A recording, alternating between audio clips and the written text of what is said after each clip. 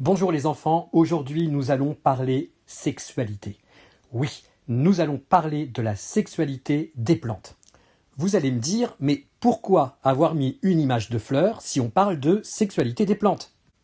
Eh bien parce que les fleurs, ce sont les sexes des plantes.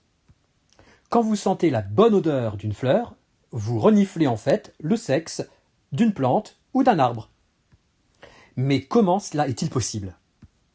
Une fleur a des organes sexuels masculins et des organes sexuels féminins. Je vous explique tout de suite. Voyez toutes ces petites tiges vertes là. Ne regardez pas celles du milieu justement. Celles qui sont tout autour de la tige qui est au milieu. Eh bien, ces tiges-là sont les organes masculins, les organes mâles. Et tout en haut, vous avez des sacs, des paquets qui contiennent le pollen. Au milieu, là, néanmoins, vous avez l'organe femelle.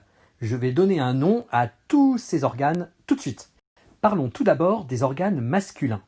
Les tiges vertes dont je vous ai parlé tout à l'heure, pas celles qui sont au milieu, celles qui sont tout autour, on appelle ça des étamines. Les étamines portent des petits sacs qu'on appelle des anthères. Et dans ces sacs, il y a le pollen. Qu'est-ce que c'est que le pollen? Eh bien, c'est une petite poudre qui est composée en fait de cellules sexuelles mâles, masculines. Toutes les petits grains de pollen sont en fait des cellules sexuelles qui permettent à la plante de se reproduire. Et l'organe féminin, comment s'appelle-t-il? Eh bien, le tube que vous voyez ici, qui est tout creux, s'appelle le pistil. Et il faut qu'il y ait un grain de pollen, au moins un, qui tombe à l'intérieur du pistil pour qu'il puisse y avoir une reproduction que je vais vous expliquer tout à l'heure. Voyons maintenant si vous saurez reconnaître le pistil et les étamines de chacune des fleurs que je vais vous présenter. Sur cette fleur, où sont les étamines et où est le pistil? Vous avez raison, ici, ce sont bien les étamines. Ici, c'est le pistil. Là, les petits sacs que vous voyez, ce sont les anthères avec le pollen, les petits sacs de pollen. Et sur cette fleur, où sont les étamines? Où est le pistil? Alors là, il n'y a pas photo. Les étamines sont ici. Il y en a beaucoup d'étamines, beaucoup plus que sur les autres fleurs, avec les anthères qui sont ici, avec le pollen qui est tout en haut. Et alors là, on a affaire à un sacré gros pistil, l'organe féminin, je vous le rappelle. Et ici, où sont les pistils, ou le pistil, pardon, et où sont les étamines? Les étamines sont ici, tout autour du pistil, qui est ici, qui est un tube creux, comme je l'ai déjà dit. Je vais maintenant vous expliquer à quoi servent tous ces organes. Tout d'abord, ajoutons une nouvelle notion. Tout au bout du pistil, vous avez ce qu'on appelle un ovaire. L'ovaire, en fait, c'est tous les fruits que vous mangez. Les fruits que vous mangez sont des ovaires. Et à l'intérieur de ces ovaires, donc du fruit, qu'est-ce que vous trouvez? Eh bien, vous trouvez des graines, comme par exemple dans une tomate, ou vous pouvez trouver un noyau, comme par exemple dans une cerise. Ces graines que vous trouvez à l'intérieur du fruit, on appelle ça des ovules. Pour que la plante puisse se reproduire, il faut qu'il y ait un petit grain de pollen qui tombe dans le pistil, qui circule dans le pistil jusque dans l'ovaire. Le pollen va rencontrer l'ovule qui est la petite graine, vont se mélanger. La fécondation, c'est le moment où le grain de pollen rencontre la graine qui est à l'intérieur du fruit. C'est uniquement s'il y a fécondation, c'est-à-dire si le pollen rencontre la graine, que plus tard, cette graine pourra donner à son tour une nouvelle plante, comme par exemple le noyau d'avocat que vous tentez de faire pousser. Récapitulons avec une autre image. Ici, donc, vous avez le pistil, l'organe féminin. Ici, vous avez les étamines avec les anthères et puis le pollen. Pour qu'il y ait fécondation, il faut que un grain de pollen tombe dans le pistil, traverse le fruit qui est en fait un ovaire, et à l'intérieur de cet ovaire, de ce fruit, il y a un noyau ou des pépins. Il faut que le grain de pollen rencontre le pépin ou le noyau pour qu'il y ait fécondation et qu'il puisse devenir à son tour une plante. Expliquons la même chose maintenant avec des tomates. Eh bien ici vous avez une fleur de tomate, ici vous avez le pistil, tout autour les étamines. Il faut qu'un grain de pollen au moins traverse le pistil pour aller jusqu'au fruit, qui est en fait un ovaire. Le pollen va rencontrer un grain, une graine qui est à l'intérieur de l'ovaire pour le féconder.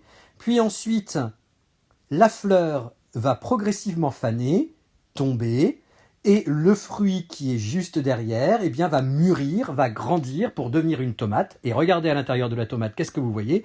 Eh bien, les fameuses petites graines qui sont en fait des ovules. Et la tomate que vous voyez ici est en fait un ovaire. Vous voyez ici le reste du stigmate, c'est-à-dire du bout du pistil qui est ici. Et là, vous avez tout l'ensemble vert que vous voyez ici qui reste. Les abeilles sont très importantes dans le phénomène de pollinisation. En effet, quand elles viennent butiner, comme ici, elles transportent les grains de pollen sur leurs pattes et en allant de fleur en fleur, eh bien, elles transportent le pollen et par hasard, le pollen tombe de leurs pattes et peuvent tomber dans le pistil. Sans les abeilles et d'autres animaux qui pollinisent, il n'y a pas que les abeilles, il y a aussi les papillons ou d'autres insectes, eh bien, il ne pourrait pas y avoir de pollinisation et les plantes ne pourraient pas se reproduire. On voit ici, par exemple, sur une abeille, tous les petits grains de pollen, qui sont en fait des cellules sexuelles mâles, qui sont sur le corps de cette... Nous allons maintenant récapituler tout ce que nous savons et ajouter quelques mots de vocabulaire. Donc nous avons appris ce que sont des étamines, que vous voyez ici, qui sont les tiges masculines. Nous savons ce que sont les anthères. Les anthères, ce sont les sacs qui transportent qui portent le pollen. Vous avez ensuite la partie féminine avec le pistil qui est un tube creux, donc il est ici, avec en haut le stigmate dont nous avons parlé déjà une fois. Ici vous avez le fruit qui est en fait un ovaire et dans cet ovaire il y a quoi? Des ovules, les ovules étant les cellules sexuelles féminines. Ajoutons 3 mots de vocabulaire nouveaux. Les pétales, vous en avez un nombre différent selon les fleurs. On dit un pétale, on ne dit pas une pétale. Ici, vous avez un sépale. Ce sont les petites tiges vertes que vous voyez ici, comme des feuilles vertes. Et l'ensemble de ces sépales forme le calice. Voyons voir maintenant si vous êtes capable de réutiliser le vocabulaire que nous venons d'apprendre. Comment se nomment les tiges que vous voyez ici? Les étamines. Comment s'appellent les sacs que vous voyez ici? Les anthères. Comment s'appellent les graines masculines qui sont ici? Le pollen. Comment s'appelle le tube qui est ici, qui est la partie féminine de la plante? Le pistil, très bien. Comment s'appelle le haut du pistil? Le stigmate. Comment s'appelle le fruit de la plante? Un ovaire. Comment s'appellent les graines ou le noyau à l'intérieur de l'ovaire? Des ovules. Comment s'appelle le moment où un grain de pollen rencontre un pépin ou un noyau? La fécondation. Comment appelle-t-on les grandes choses que vous voyez ici tout autour de la plante? Les pétales. On dit un pétale. Et enfin, comment s'appellent les petites feuilles vertes qui sont tout autour de la fleur? Des sépales. Eh bien voilà les enfants, vous savez tout maintenant sur la sexualité des plantes et je vous invite maintenant à aller chercher une fleur dans votre jardin, le long d'une allée ou dans un champ. Si vous avez un champ de colza par exemple, les fleurs de colza sont parfaites pour retrouver chacune des parties. Vous allez bien observer la fleur que vous allez trouver et vous allez identifier les étamines, le pistil, le pollen. Et je vous invite à séparer chacune de ces parties, les pétales, le sépale, l'étamine, de les mettre sur une feuille et de légender chacune des parties de cette fleur. Une fois que vous aurez fait ce travail, vous pourrez le prendre en photo et me l'envoyer et on pourra partager tout ce que vous aurez fait avec les autres enfants de la classe. Attention, il y a des fleurs qui sont un peu plus compliquées à observer. Ne prenez pas par exemple une marguerite ou une pâquerette. puisque la fleur fonctionne un peu différemment. Je pourrais vous expliquer ça plus tard quand on se reverra en classe. Voilà, bon courage, bon travail et bonne observation. Salut!